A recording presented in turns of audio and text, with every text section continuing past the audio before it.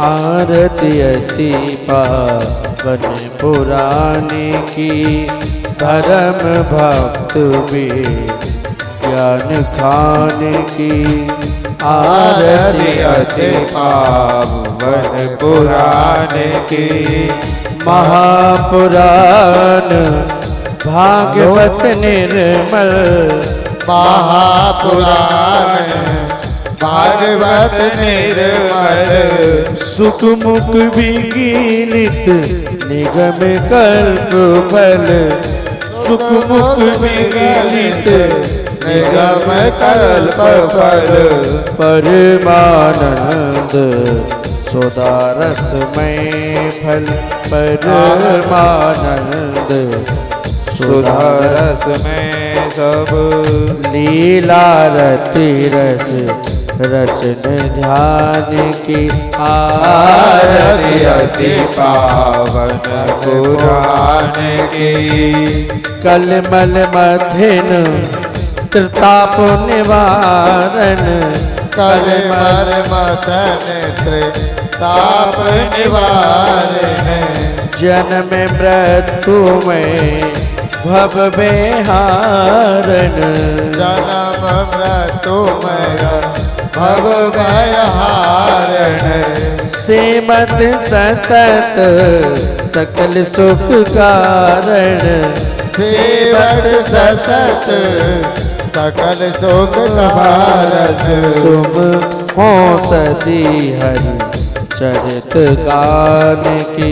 आरती अति पावन पुराण की, विषय विलास विमोह विनाशनी। विजय विलास विमोह विनाशने।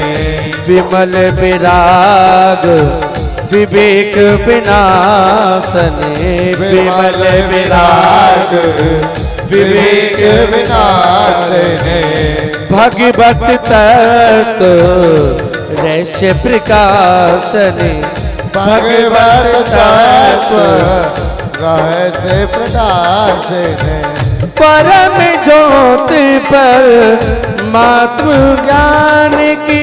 आरती अति पावन पुराण की, परमहंस मन मुनि उल्लासन। परमहंस मुनि मुनि उल्लासन। रसिक हृदय रस रास विलासन। रस के रस रास विलासन। भुक्ति मुक्ति रते प्रेम सुदासन। मुक्ति मुक्ति रते प्रेम सुदासन। कथा अंकिंचन प्रिय सुजान की। आरती अति पावन पुराण की, कर्पूर गौरम करुणावतारम। संसार सारम भुजगेन्द्रहारम। सदा वसंतम हृदयारविंदे। भवानी सहितं नमामि। त्वमेव माता च पिता त्वमेव। त्वमेव बन्धु सखा त्वमेव। त्वमेव विद्याधर्मणं त्वमेव। त्वमेव सर्वं मम देव देव। नीलाम्बुज श्यामल कोमलांगं सीता समारोपित बाणरागं। पाणो मासायकर चापं नमामि रागं रघुवंशनाथं। नमामि रामं रघुवंशनाथम्। ओम जलीन शीतलीन कर्णयं महा।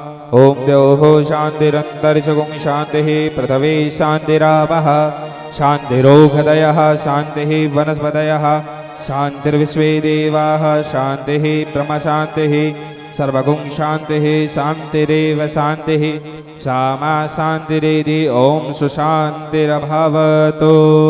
हस्तेन क्षतं पुष्पम् आदाय मन्त्रपुष्पाञ्जलिं महा।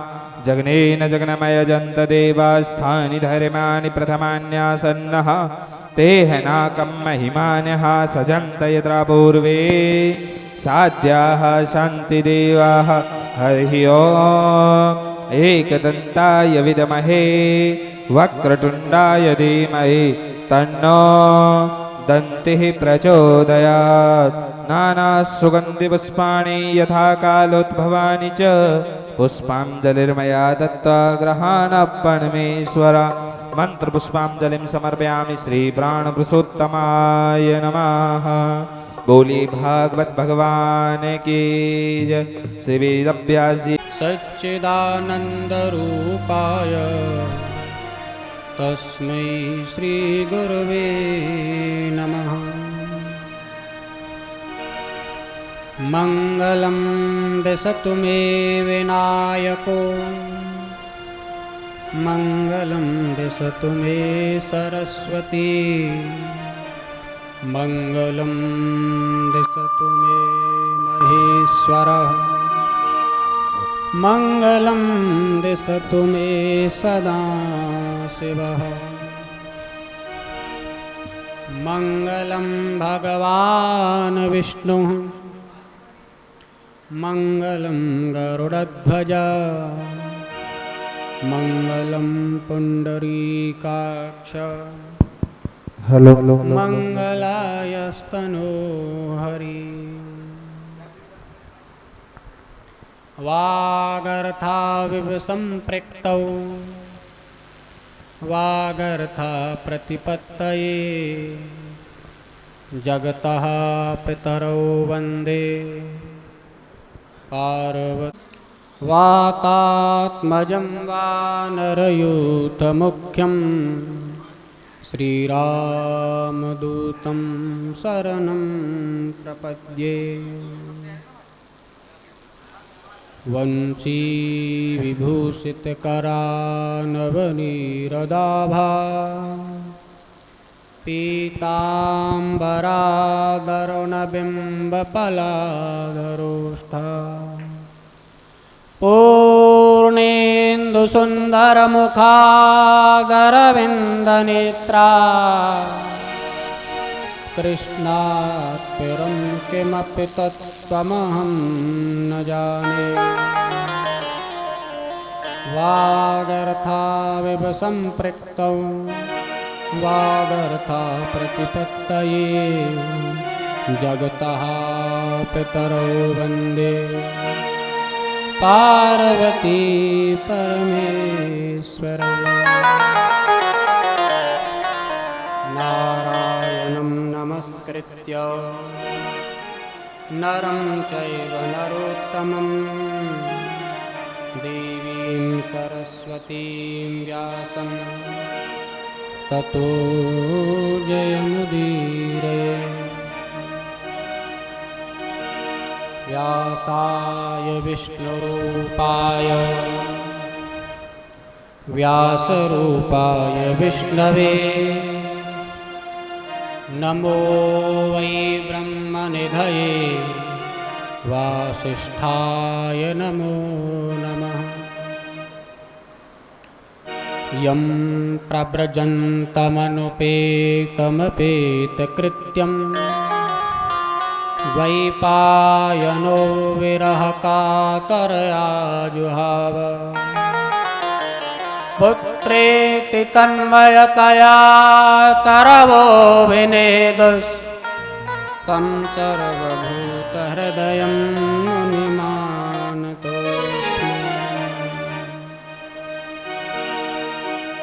कृष्णाय कृष्णरूपाय श्रीमद्भागवताय च कृष्णस्य वाङ्मयी मूर्ति शुकशास्त्राय नमो नमः।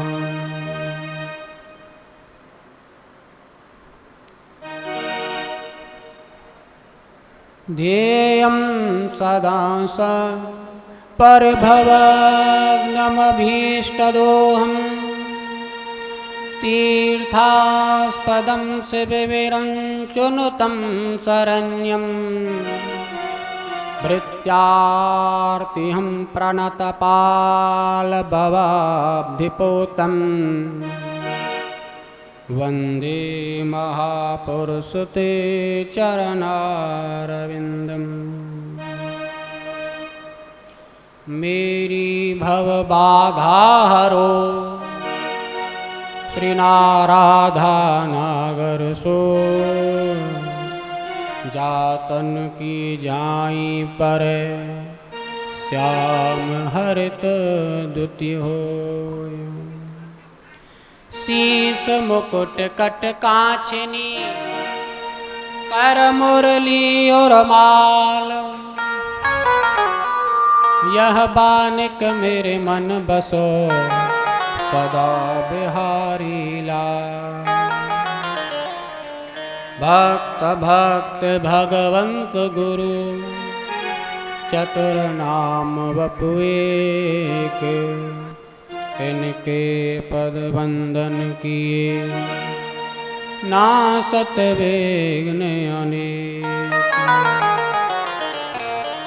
श्री राधा माधव रूप में सकल विश्व को जान, बंदौन के पद कमल सदा जोर जुग पान। सिया राम मैं सब जग जानी, करहु प्रणाम जोर जुग पानी।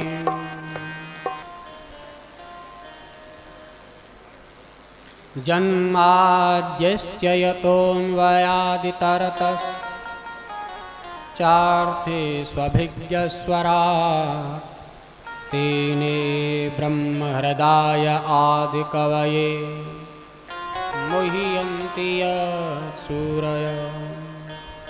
तेजो वारिमृदां यथा विनिमयो यत्र त्रिसर्गो मृषा, धाम्ना स्वेन सदा निरस्तकुहकं सत्यं परं धीमहि। दो तरह से किसी भी साहित्य का अर्थ लगाया जाता है, अन्वय और व्यतिरेक के माध्यम से। तो अन्वय और व्यतिरेक के माध्यम से संसार की उत्पत्ति, स्थिति और संहार का जो कारण है, तथा जिसने आदि कवि ब्रह्मा को ज्ञान प्रदान करने के लिए वेदों को प्रकाशित, ऐसे परब्रह्म परमात्मा का जिसकी असत्य की सृष्टि में भी सत्य की प्रतीति होती रहती है, जिसने परब्रह्म, जिस परब्रह्म ने ब्रह्मा जी के ज्ञान देने के लिए वेदों का सृजन किया, वेदों की रचना की, उनको प्रकाशित किया, उस परब्रह्म परमात्मा का हम सभी ध्यान करते हैं। धर्मः प्रोज्झित कैतवोत्र परमो निर्मत्सराणां सतां, वेद्यं वास्तवमत्र वस्तु शिवदं तापत्रयोन्मूलनम्। श्रीमद्भागवते महामुनिकृते किं वा परैरीश्वरा, सद्यो हृद्यवरुध्यतेऽत्र कृतिभिः शुश्रूषुभिस्तच्छना। परब्रह्म परमात्मा का ध्यान करने के बाद हम श्रीमद् भागवत धर्म के बारे में सुनते हैं कि यह जो भागवत धर्म है, जो भक्ति का मार्ग है, यह धर्म प्रोज्झित कैतवोत्र परमो, यह सभी धर्मों की ध्वजा है।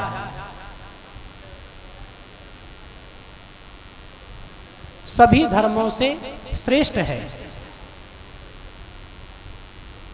निर्मत्सरा नाम सताम, और यह निर्मत्सरों के लिए है। निर्मत्सर माने जिनके हृदय से इच्छाओं का जो मच्छर है, जिनके हृदय से जो इच्छाएं हैं मनुष्य की, उनकी निवृत्ति हो चुकी है।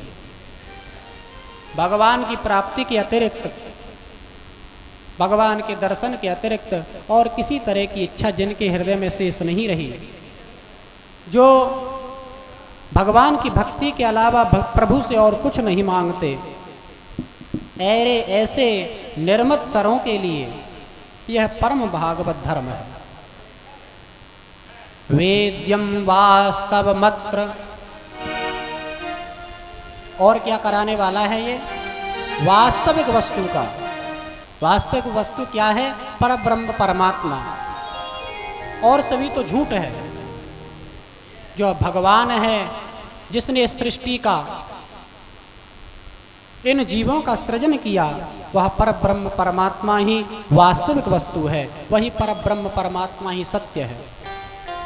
तो वास्तव मत्र वस्तु शिवदम तापत्रयोन्मूलनम, उस वास्तविक वस्तु का ध्यान कराने वाला, उसको बताने वाला और कल्याण को देने वाला तथा तीनों प्रकार के तापों का शमन करने वाला यह भागवत धर्म है। श्रीमद् भागवते महामुनि कृते किं वा परैरीश्वरः सद्यो हृद्यवरुध्यते कृतिभिः शुश्रूषुभिस्तच्छना। इस श्रीमद् भागवत का जो श्री व्यास जी महाराज के द्वारा रचित है, सृजित है, इसका श्रवण करने मात्र से भगवान उस भक्त के हृदय में आकर के कैद हो जाते हैं। सद्यो हृदयवरुध्यते, अवरुद्ध हो जाते हैं। श्री सूत जी महाराज ने ये नहीं कहा कि आकर के बैठ जाते हैं, वो कह रहे हैं कि भक्तों के हृदय में आकर के कैद हो जाते हैं। कैदी का अपना कोई अस्तित्व नहीं होता, वो चाहे बाहर निकल जाऊं तो नहीं निकल सकता, परंतु आप लोग जैसे आकर के आराम से बैठे हो और जब जाना चाहें तब जा सकते हैं। और आप ही लोगों को अगर कैद कर लिया जाए तो आप केवल बाहर की तरफ देखते रहोगे, जा नहीं पाओगे। तो इस भागवत धर्म को सुनने से, जानने से, अपने हृदय में स्थापित करने से भगवान उस भक्त के हृदय में आकर के कैद हो जाते हैं। भगवान स्वयं निकलना भी चाहें तो निकल नहीं पाते। ये श्रीमद् भागवत की महिमा है। बोलो श्रीमद् भागवत महापुराण की।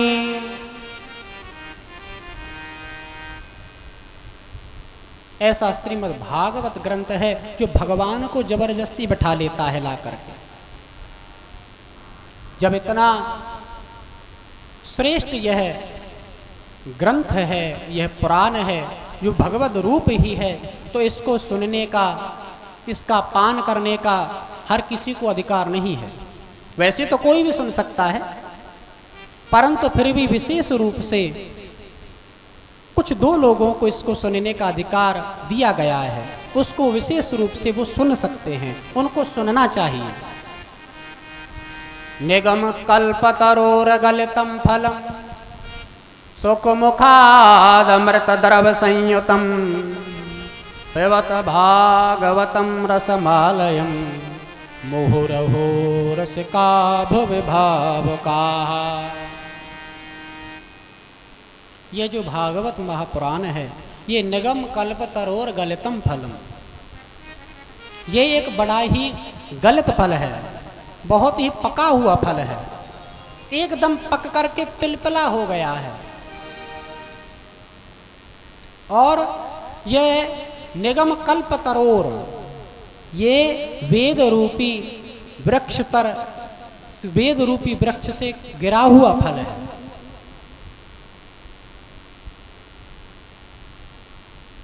किसी ने शंका की कि ये बड़ा पका हुआ फल है, इतना पका हुआ है कि गलित हो गया है, पिलपिला हो गया है और वेद रूपी शाखा से गिरा है, तो हो सकता है ये टूट गया हो, फूट गया हो, इसका रस निकल गया हो, जमीन में इसका रस खराब हो गया हो।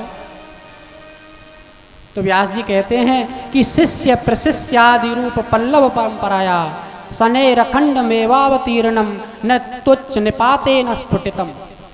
व्यास जी कहते हैं कि ये वेद रूपी उच्च शाखा से तो गिरा है परंतु फूटा नहीं है, क्योंकि ये वेद रूपी शाखा से नीचे शाखा पर आया, उसके बाद और नीचे शाखा पर आया, शाखा से शाखा, शाखा से शाखा आकर के और फिर ये जमीन पर आया है, इस पृथ्वी लोक पर आया है। सबसे पहले इसे भगवान विष्णु ने ब्रह्मा जी को दिया। ब्रह्मा जी के द्वारा ये सनकादिकों के पास आया, नारद जी के पास आया। नारद जी ने इसे श्री व्यास जी महाराज को सुनाया। व्यास जी ने एक उत्तम संहिता की रचना कर दी। फिर व्यास जी महाराज ने सुखदेव जी को सुनाया। फिर सुखदेव जी महाराज ने इसी भागवत महापुराण को परीक्षित के माध्यम से इस सारे संसार में सुना दिया। जो भी अपनी मुक्ति करना चाहे वो अपनी मुक्ति कर ले, इसलिए संसार में वितरित किया गया। इसलिए सुखदेव जी महाराज कहते हैं, परीक्षित ये ऊपर से तो गिरा है, वेद रूपी शाखा से तो गिरा है, परंतु नीचे गिर कर के फूटा नहीं है, इसका रस कहीं बिखरा नहीं है। पिबत भागवतम रसमालयम। सुखदेव जी कहते हैं कि इस भागवत महापुराण को, जो भगवत रस का आलय है, भगवत रस का घर है, इसको पिबत पियो, बार बार पियो। कितनी बार पिए? मुहुर मुहु, इसको बार बार पियो। जब तक पियो जब तक कि इस देह में पाप लेस मात्र भी रह जाता है, तब तक इसको पीते रहो। को पिए कौन? तो कहा मुहुरहो रसिका भुवि भाव का। जो रसिक हैं, जो भगवान की कथाओं में रस लेते हैं, भगवान की कथाओं को बड़े प्रेम से सुनते हैं, जिनका ध्यान भगवान की कथा से भटकता नहीं है, ऐसे रसिक पिए। और जो भगवान की कथा को सुनकर के भावुक हो जाते हैं, अपने शरीर की जिनको सुध नहीं रहती, वो रसिक और भावुक इस कथा को विशेष तौर पर पिए। श्री सुखदेव जी ने इन दो लोगों को ये कथा पीने के लिए आमंत्रित किया है। वैसे तो कोई भी आकर के पी सकता है, परंतु ये दो लोग अवश्य पिए। इन्हीं दो लोगों को क्यों कहा? इन दो लोगों को इसलिए कहा क्योंकि जो प्यासा होता है उसको पानी पिलाने का एक अलग ही आनंद होता है। कहीं चौराहे पर बाल्टी में बहुत ही शुद्ध पानी लेकर के और पिलाने के लिए आप चले जाओ, कोई राहगीर हो उसको रोक करके भैया पानी पी लो, और उसे प्यास ना हो तो आप उससे कहोगे भैया पानी पी लो, तो पहले तो रुकेगा ही नहीं, भैया पी करके आए, बहुत जल्दी है। फिर भी आपने उसे ज़बरदस्ती आग्रह पूर्वक रोक ही लिया, तो रुक करके आपके पास आएगा, पहले आपकी तरफ बड़ी विचित्र तरीके से देखेगा, जैसे न जाने इसने क्या अपराध कर दिया है। फिर आप उससे कहोगे, गिलास में पानी डाल करके उसे दोगे, तो कई सवाल पूछेगा कि पानी साफ तो है? हाँ भैया साफ है। कहाँ से लाए हो? कहीं कोई अशुद्धि तो नहीं है? नहीं भैया बढ़िया शुद्ध कुएं का जल है, मीठा पानी है, ज़्यादा ठंडा तो नहीं है, कहीं गला खराब कर दे। ऐसे कई विचित्र प्रश्न करेगा, परंतु कहीं वही राहगीर कहीं रेगिस्तान में फंस गया हो, जा करके बहुत तेज प्यास लग रही हो, पानी का दूर दूर तक नामो निशान नहीं हो, और उसको एक बार पानी दिख जाए तो किसी से कुछ नहीं पूछेगा कि ठंडा है कि गर्म है कि शुद्ध है कि अशुद्ध है, क्योंकि प्यासा है। आगे बढ़कर के सबसे पहले पानी पिएगा, तब कुछ विचार करेगा। इसलिए श्री सुखदेव जी महाराज ने रसिकों और भावुकों के लिए विशेष रूप से इस श्रीमद् भागवत कथा के लिए उनको आवाहित किया है कि तुम आकर के श्रीमद् भागवत कथा का श्रवण करो। बोलो श्री सुखदेव जी महाराज की।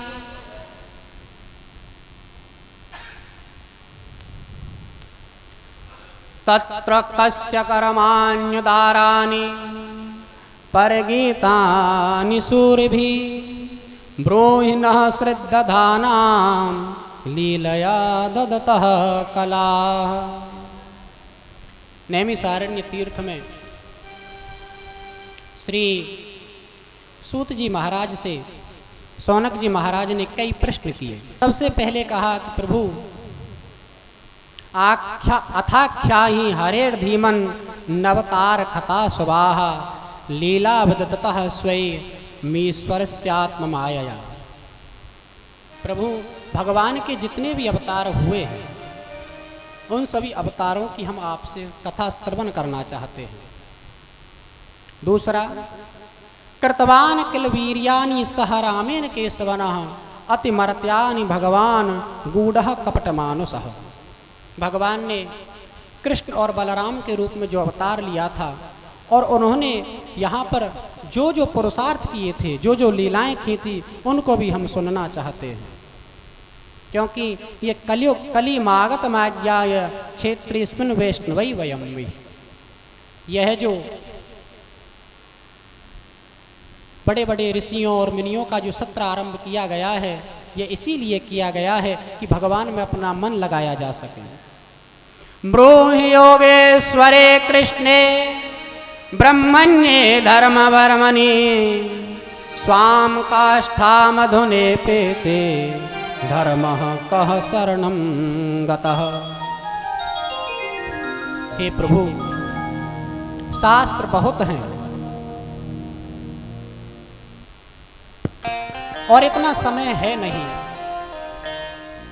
सभी प्राणी कलयुग के होंगे, जिनकी बुद्धि भी मंद होगी, जिनकी उम्र भी कम होगी, शरीर की सामर्थ्य भी कम होगी। तो मेरे आपसे प्रश्न है, किम किम श्रेयः शास्त्र सारः। सभी शास्त्रों का सार क्या है, एक ही बार में बता दीजिए, ताकि सभी शास्त्रों का न पढ़ना पड़े, क्योंकि इतना किसी के पास समय नहीं है। कहा स्वावतार प्रयोजनम। हे प्रभु, भगवान अवतार लेते हैं और अवतार लेकर के अपनी लीला को समाप्त करके यहाँ से फिर अपने गोलोक धाम को चले जाते हैं। हम आपसे पूछना चाहते हैं कि भगवान अवतार क्यों लेते हैं। कुछ लोग कहते हैं कि भगवान राक्षसों को मारने के लिए, जो इस पृथ्वी पर भार बन जाते हैं, उन दैत्यों को मारने के लिए अवतार लेते हैं। परंतु जो भगवान रावण, कंस, हिरण्यकशिपु, हिरण्याक्ष जैसे दैत्यों को उत्पन्न कर सकते हैं, जिनके भ्रुकुटी टेढ़ी करने से ही सारी सृष्टि का संहार हो सकता है, सारी सृष्टि पर प्रलय आ सकती है, सारा ब्रह्मांड जल में डूब सकता है, उनको इस धरती पर इन छोटे मोटे दैत्यों को मारने के लिए अवतार लेने की क्या आवश्यकता है। वहीं से अगर संकल्प कर दें कि इस दैत्य का नाश हो जाए, तो उस दैत्य का नाश उसी समय हो जाएगा। सुखदेव जी से कहते हैं परीक्षित कि प्रभु, मुझे नहीं लगता कि भगवान इस पृथ्वी पर दैत्यों को मारने के लिए अवतार लेते होंगे। कुछ लोग कहते हैं कि भगवान इसलिए अवतार लेते हैं कि अपने भक्तों की रक्षा कर सकें। यदा यदा हि धर्मस्य ग्लानिर्भवति भारत अभ्युत्थानमधर्मस्य तदात्मानं सृजाम्यहम्। जब जब इस पृथ्वी पर धर्म की हानि होने लगती है, दुष्टों का और बड़े बड़े दैत्यों का इस पृथ्वी पर भार बढ़ने लगता है, तब भगवान इस धरती पर यहाँ पर आकर के अवतार लेते हैं, जन्म लेते हैं। अपनी लीलाओं से, अपने भक्तों को प्रसन्न करते हैं और उन सभी दैत्यों को मार करके और अपने धाम को चले जाते हैं।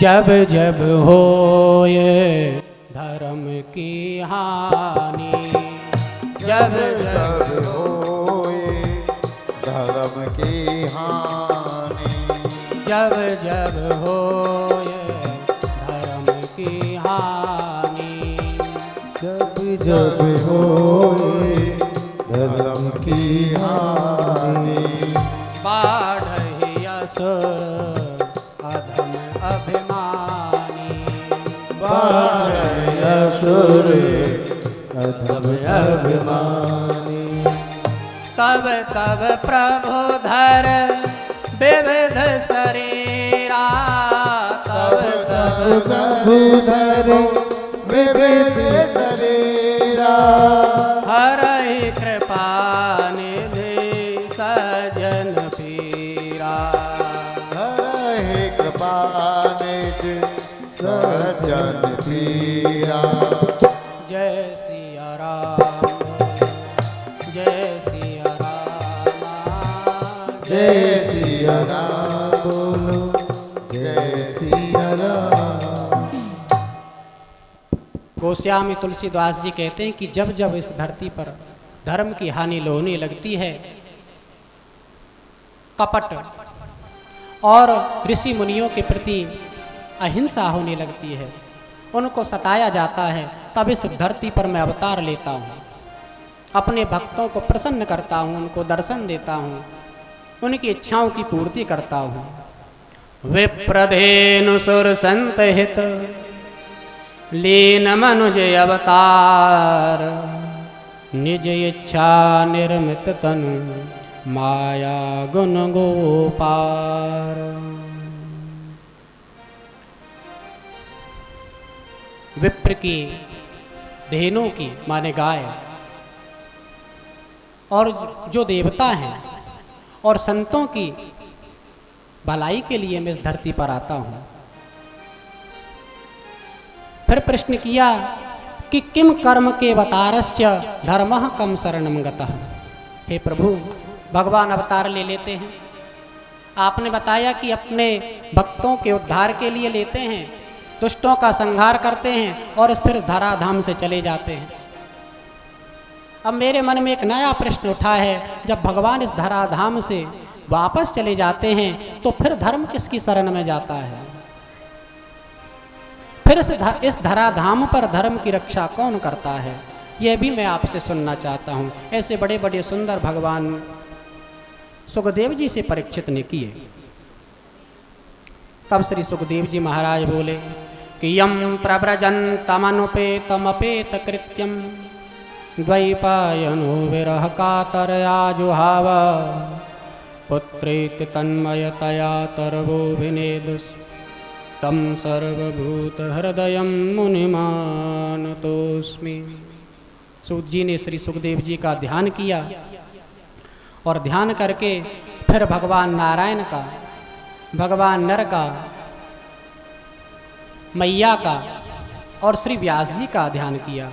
नारायणं नमस्कृत्य नरं चैव नरोत्तमं देवीं सरस्वतीं व्यासं ततो जयमुदीरये। और उसके बाद श्री सौनक जी महाराज से बोले कि सौनक जी, अब बड़े ध्यान से सुनो, तुमने बड़ा उत्तम प्रश्न किया है। मुनयः साधु पृष्ठोऽयं भवद्भिर्लोकमङ्गलं यत्कृतः कृष्ण संप्रश्नो येनात्मा सुप्रसीदति। हे सौनक जी, आपने बड़ा उचित प्रश्न किया है। यह प्रश्न संसार के लिए मंगल को प्रदान करने वाला है, लोक का मंगल करने वाला है। तुमने जो ये प्रश्न किए हैं, ये समस्त संसार के लिए सभी प्रकार के पापों का शमन करने वाले होंगे। सवै पुंसां परो धर्मो यति भक्तोरधेक्षजे अहेतुक्य प्रतिरता ययात्मा संप्रसीदति। सबसे पहले मनुष्य अपने मन को भक्ति के द्वारा लगाए भगवान में, और वो भक्ति कैसी हो? अहेतु की भक्ति हो। अहेतु की मतलब कि कोई बिना कामना के हो, कामना रहित हो। कामना से तो बहुत भक्ति करते हैं, परंतु कामना की जो भक्ति है वह श्रेष्ठ नहीं है। निष्काम भक्ति होनी चाहिए। जो निष्काम भक्त होता है भगवान की उस पर विशेष कृपा होती है। जो सकाम भक्ति है, श्री सूत जी कहते हैं श्रम एव ही केवलम, वो तो केवल एक बिना बात का प्रयास है, वो केवल एक मजदूरी है, उससे बड़ा कुछ नहीं। इसलिए भगवान की भक्ति करनी चाहिए। भगवान की भक्ति ऐसे करनी चाहिए जैसे बड़े बड़े भक्तों ने की, ध्रुव जी ने की, प्रहलाद जी ने की। जब उनकी तरह से भक्ति करते हैं तो निश्चित ही भगवान की कृपा होती है।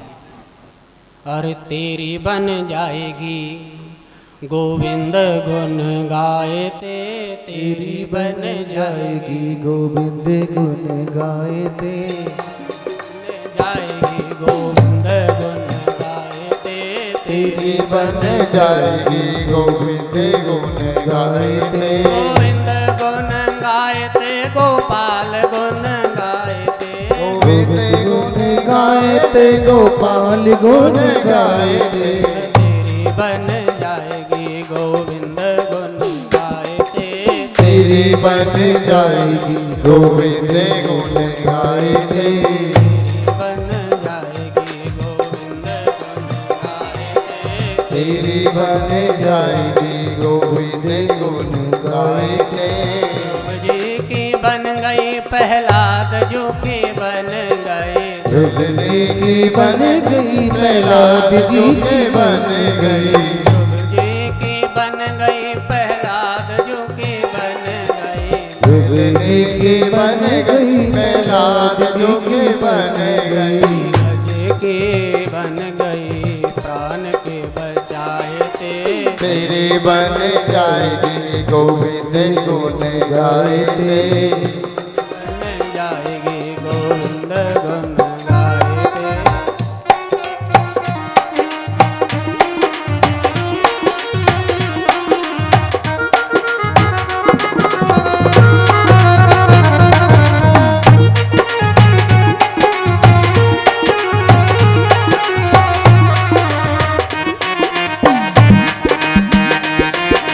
आ गए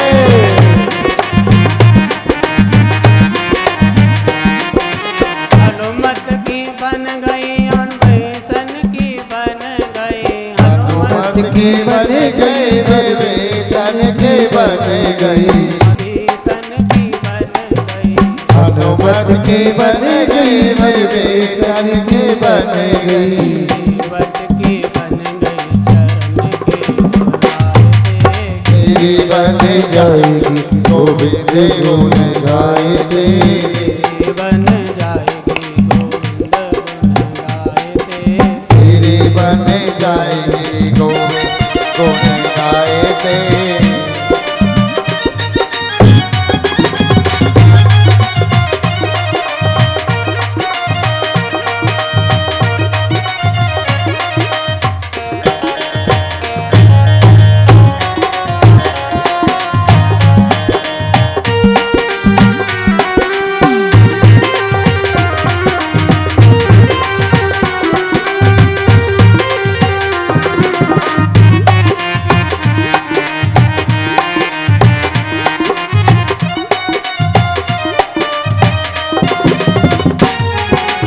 परमा की बन गई सदना की बन गई, परमा की बन गई सदना की बन गई, परमा की बन गई सदना की बन गई, परमा की बन गई सदना की बन गई, अहिल्या की बन गई चरण के बुलाए थे, तेरी बन जाएगी गोविंद गुण गाएते, बन जाएगी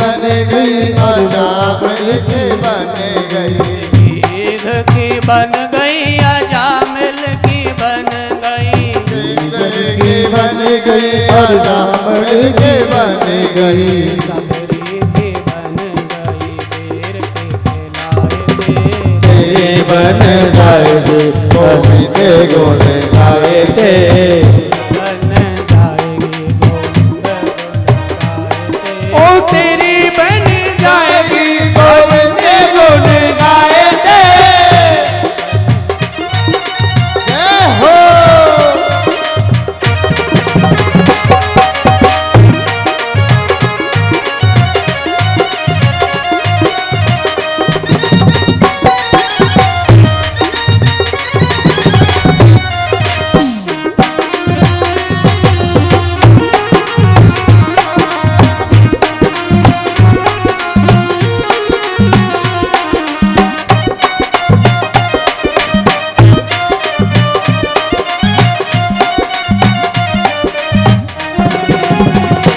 अर्जुन की बन गई विदुर जी की बन गई उनके बन गए विदुर जी की बन गई अर्जुन की बन गई विदुर जी की बन गई अर्जुन की बन गई विदुर जी की बन गई द्रौपदी की बन गई चीर के बढ़ाए थे तेरी बन जाएगी गोविंद गुण गाए थे तेरी बन जाएगी जय हो जय हो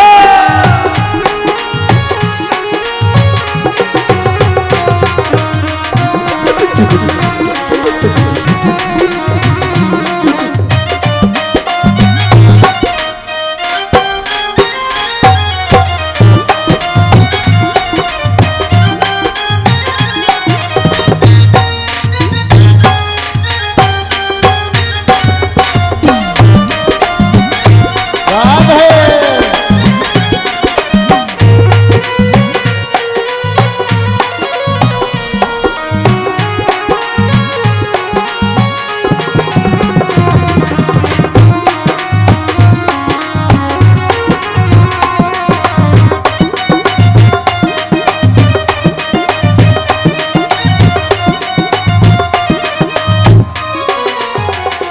मीरा की बन गई सूरदास की बन गई मीरा की बन गई सूरदास की बन गई मीरा की बन गई सूरदास की बन गई मीरा की बन गई सूरदास की बन गई तुलसी की बन गई जय हो तेरी बन जाएगी गोविंद गुण गाए थे तेरी बन जाएगी जय हो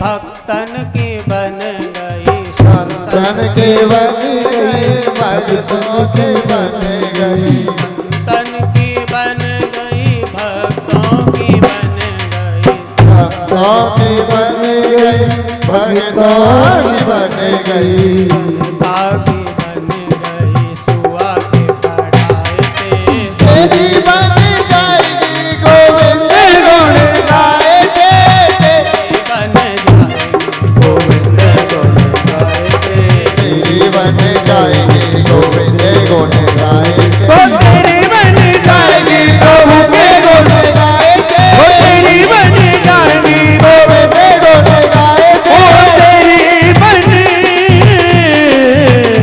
जाएगी तेरी बन जाएगी प्रभु के गुण गाए तेरी बन जाएगी। बोली बांके बिहारी लाल की जय। वदन्ति तत्तत्त्वविदस्ततत्त्वं यज्ञानमद्वयं ब्रह्मेति परमात्मेति भगवानिति शब्दते। श्री सूत जी महाराज कहते हैं, सौनक जी,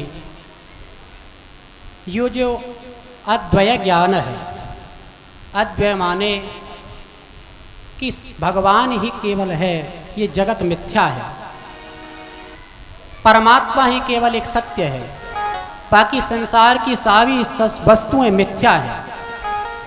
इसी अद्वय ज्ञान को ही वेदांती लोग ब्रह्म कहते हैं और हिरण्यगर्भ की उपासना करने वाले लोग परमात्मा कहते हैं। और इसी ज्ञान को ही भक्त लोग भगवान कहते हैं। ये इसी तरह है जैसे कि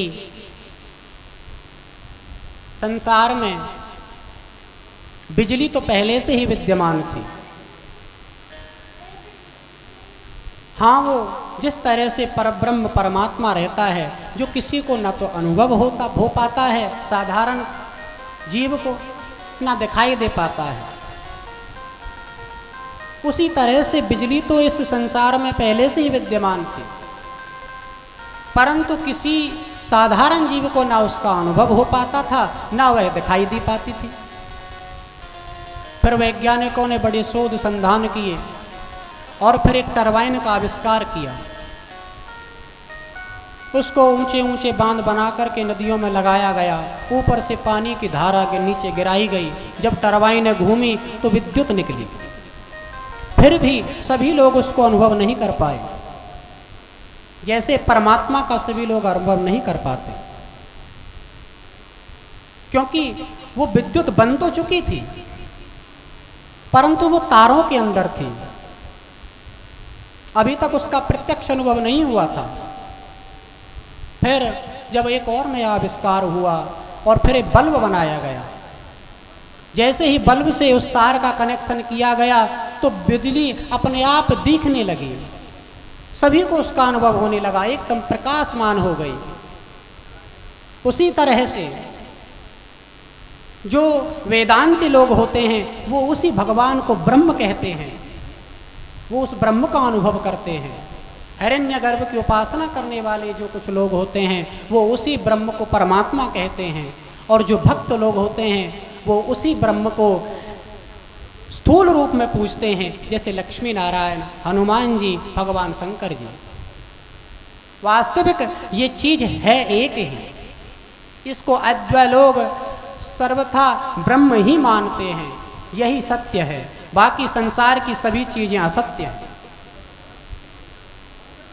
वासुदेव परा वेदा वासुदेव परा मखा वासुदेव परा योगा वासुदेव परा क्रिया वासुदेव परम ज्ञानम। ब्रह्म और भगवान के रूप को समझाया और उसके बाद बोले श्री सूत जी कि सौनक जी, वासुदेव परा वेदा और वासुदेव परा मखा, जो ये वेद हैं ये वासुदेव परक ही हैं, क्योंकि वेदों को पढ़कर के भी भगवान की ही तरफ ही जाया जाता है।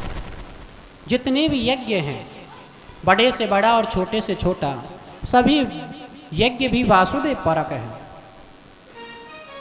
उन्हीं यज्ञों के माध्यम से भी भगवान को ही प्राप्त किया जाता है। योगी लोग भी योग के माध्यम से भगवान को ही प्राप्त करना चाहते हैं। जितनी भी क्रियाएं संसार में हैं सभी वासुदेव परक हैं। वासुदेव परम ज्ञानम, जो ये ज्ञान है वासुदेव को प्राप्त करने के लिए ही ज्ञान किया जाता है। सभी प्रकार के तप भगवान को प्राप्त करने के लिए जाते हैं। सभी धर्मों का आश्रय और सभी प्रकार की गति वासुदेव परक ही है। इसलिए भगवान को प्राप्त करना इनका लक्ष्य होता है, चाहे वो किसी भी मार्ग से करे, जाना भगवान के ही पास है। तब शौनक जी बोले कि प्रभु सूत सूत महाभाग वदनो वदतां वरः कथां भागवतीं पुण्यां यदाह भगवान शुकः। शौनक जी कहते हैं कि सूत जी महाराज, आपने श्रीमद् भागवत की इतनी महिमा सुनाई, हमने बड़े प्रेम से सुनी।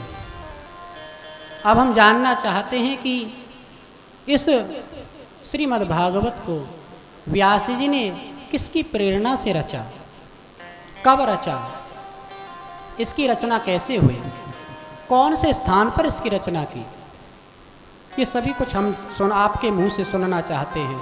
और आपने बताया कि व्यास जी ने अपने पुत्र श्री सुखदेव जी को ये भागवत कथा सुनाई। स गोदोहन मात्रम गृहेशु गृह मेदिनाम, श्री सुखदेव जी तो इतने समय केवल एक गृहस्थ के घर ठहरते हैं जितने समय में गैया दुही जाती है। तो हम यह भी जानना चाहते हैं कि वो 7 दिन तक कैसे ठहरे रहे, कैसे श्रीमद् भागवत को पढ़ते रहे। ये सारी कथा हमको सुनाने की कृपा करें। सब सूत जी बोले कि द्वापरे समनुप्राप्ते तृतीये युग परये जातः पराशराद्योगी वासव्याम कलया हरे। द्वापर आ चुका था, त्रेता की समाप्ति हो चुकी थी। उसी समय भगवान की कला से श्री व्यास जी महाराज प्रकट हुए।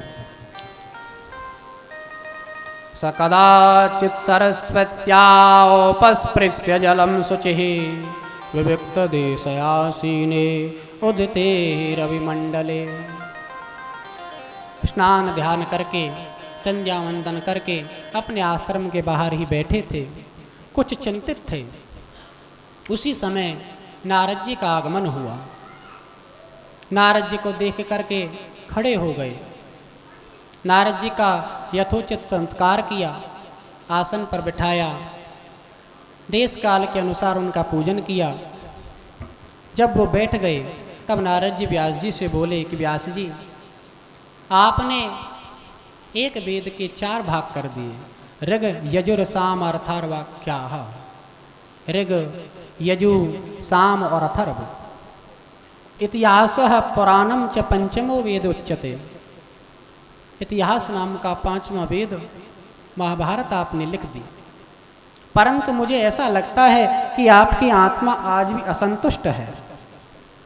मुझे आपकी आत्मा में आज भी संतोष नजर नहीं आता। इसका क्या कारण है?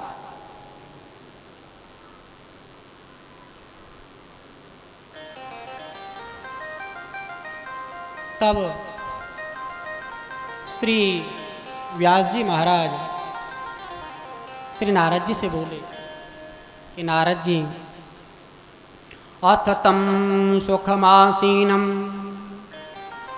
उपासीनम बृहच्छवाः देवर श्री प्राह विप्रर्षि वीणापानि स्मयन्निवः। नारद जी बोले, व्यास जी आपने जो कहा सही कहा। अस्त्येव मे सर्वमिदं त्वयोक्तं तथापि नात्मा पुरुतस्यते मे तन्मूलमव्यक्तमगाधबोधं पृच्छामहे त्वात्मभवात्मभूतम्। आपने कहा कि मैंने एक वेद के 4 भाग किए, ठीक कहा। 17 पुराण मैंने लिखे, पंचम वेद महाभारत की मैंने रचना की। आपने जो भी कहा उचित कहा और ठीक कहा। फिर भी नारद जी मेरी आत्मा आज भी असंतुष्ट है। इसका कारण तो मैं नहीं जानता, इसलिए इसका कारण मैं आपसे ही पूछता हूँ। आप ही बताइए कि इतना कुछ करने के बाद मेरी आत्मा को संतोष क्यों नहीं हुआ। तब नारद, भवतानुदित प्रायम यशो भगवतो मलम ये नैवासौ न तुष्येत मन्ये तद्दर्शनं खिलम् नैष्कर्म्यमप्यच्युत भाववर्जितं न शोभते ज्ञानमलं निरञ्जनं कृतः पुनः सस्वद्भद्रमीश्वरे निचार्पितं कर्म यदप्यकारणम्। तब व्यास जी से श्री नारद जी बोले कि व्यास जी, आपने जो कुछ भी लिखा उसमें आपने अपनी विद्वत्ता को दिखाया है, अपने ज्ञान को दर्शाया है। वो आपने अपनी यश की कामना से लिखा है। उसमें आपने भगवान का निर्मल रस नहीं गाया। उसमें आपने भगवान की लीलाओं का ज्ञान नहीं किया। जब तक आप भगवान की लीलाओं का ज्ञान बखान नहीं करोगे, उनको नहीं लिखोगे, तब तक आपको शांति नहीं मिलेगी। क्योंकि जब तक भगवान की लीलाओं को हम नहीं गाते, तब तक हमारा मन उद्विग्न रहता है। भगवान की लीलाओं में भगवान के किए हुए कर्मों को गाने से अपने आप मन को बड़ी शांति मिलने लगती है। इसलिए श्री व्यास जी महाराज, आप एक काम करो, भगवान के अवतारों का वर्णन करो, भगवान की लीलाओं का वर्णन करो, भक्ति का, सत्संग का वर्णन करो और एक ऐसी संहिता की रचना करो जिसका नाम श्रीमद् भागवत होगा। वह रचना आपके ही हाथ से होनी चाहिए, ऐसा उनसे कह दिया। सत्संग की महिमा बताने लगे कि उल्टा नाम जपत जग जाना, वाल्मीक भय ब्रह्म समाना। ये नाम की महिमा है। ये थोड़े से समय के सत्संग की महिमा है कि वाल्मीकि जी ने नाम पर विश्वास करके, और राम नाम तो लेता नहीं था, इसलिए उल्टा मरा मरा नाम ही लेकर के और ब्रह्म के समान हो गए, ऊर्ध्व गति उन्होंने प्राप्त की।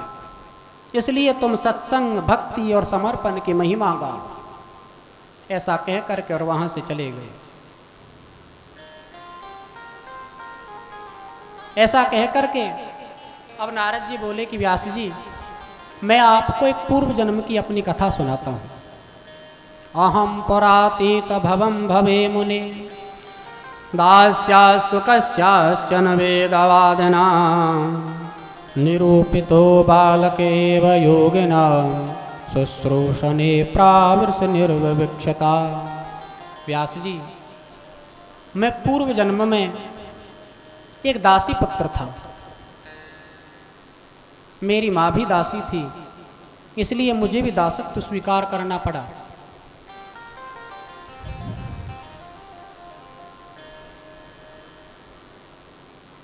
बोले भक्तवत्सल भगवान की, मुझे भी दासत्व स्वीकार करना पड़ा। मैं अपनी माँ के साथ रहता था और अपनी माँ के साथ साथ जिनके घर दास थे, जिनके घर में रहते थे, उनकी भी सेवा करता था। 5-6 वर्ष की मेरी आयु थी। एक बार कुछ ब्राह्मण और संत चातुर्मास्य करने के लिए हमारे घर से कुछ ही दूर जंगल में आकर के ठहर गए। वहाँ पर बड़ी सुंदर सुंदर कथाएं होती थी। गांव के लोग भी वहाँ जाते थे। समय मिलने पर मेरी माँ भी जाती थी और अपने माँ के साथ मैं भी जाता था। मुझे भगवान की कथाओं में बड़ा रस आता था, बड़ा आनंद आता था। इसलिए मैं कथा सुनने के लिए सबसे आगे की पंक्ति में बैठता था। जब ब्राह्मण कथा सुनाते थे तो वो मेरी तरफ देखते थे। उन्हें लगता था कि बड़ी भक्ति से ये कथा सुन रहा है, बड़े प्रसन्न होते थे। ज्ञानम गुह्यतमं यत्तत् साक्षात् भगवतोदितम् अन्ववोचन गमिष्यन्त कृपया दीनवत्सलाः। अब जब उनके चातुर्मास से पूरा होने लगा, 4 महीने पूरे हो गए, तो वहाँ से वो जाने लगे। मैंने भी उनके साथ चलने की जिद की, परंतु उन्होंने कहा कि बेटा, अभी तुम्हारा संस्कार यहाँ से पूरा नहीं हुआ है। अभी तुम्हारी माता जी जीवित हैं।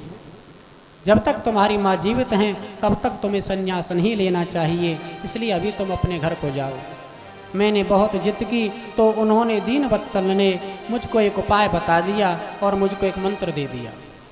नमो भगवते तुभ्यं वासुदेवाय धीमहि प्रद्युम्नाय निरुद्धाय नमः संकर्षणाय च।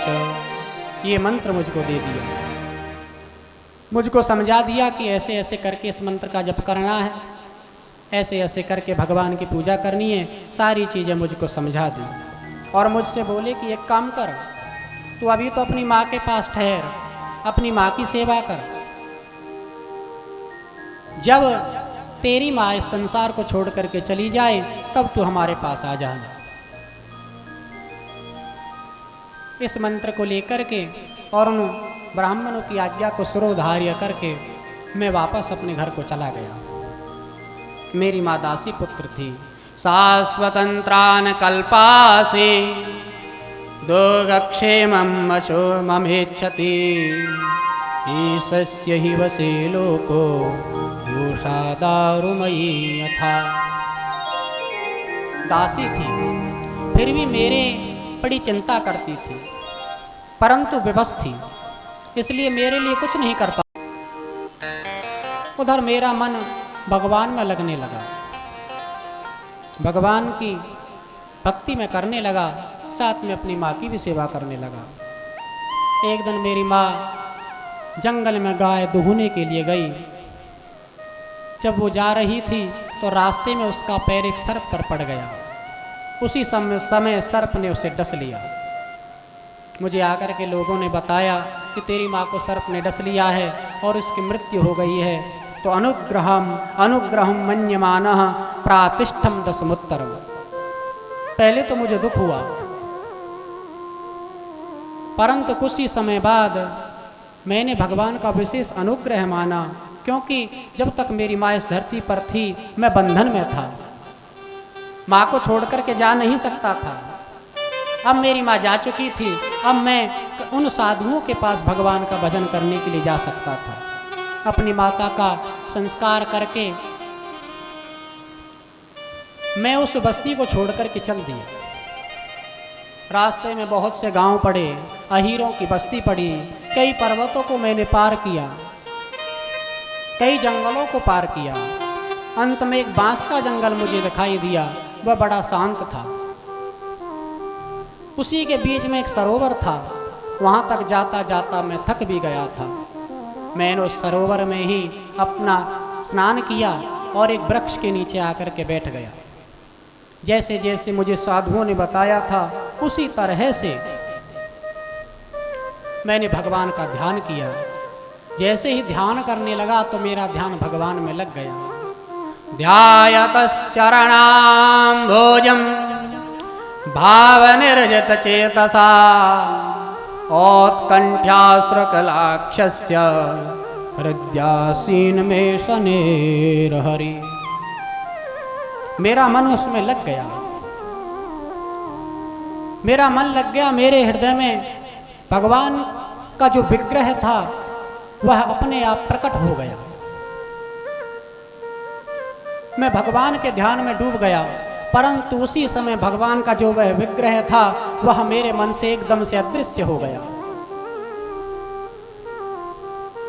मैं छटपटा उठा, बड़ा दुखी हुआ। मुझे लगा कि हो सकता है भगवान मेरे हृदय से निकल करके बाहर आ गए हों, मुझे दर्शन देना चाहते हों।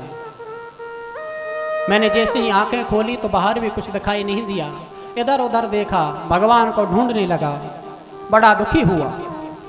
इधर उधर भगवान को खोजने लगा और अंत में मैं रोने लगा। मुझे बड़ा दुख हुआ। भगवान से प्रार्थना करने लगा कि प्रभु, आपने जो विग्रह मुझे थोड़ी देर पहले मेरे ध्यान में दिखाया था उसे मैं एक बार और देखना चाहता हूं। मुझे प्रभु एक बार दर्शन दो, दर्शन दो घनश्याम, दर्शन दो घन श्याम नाथ मोरी अखियाँ प्यासी रे।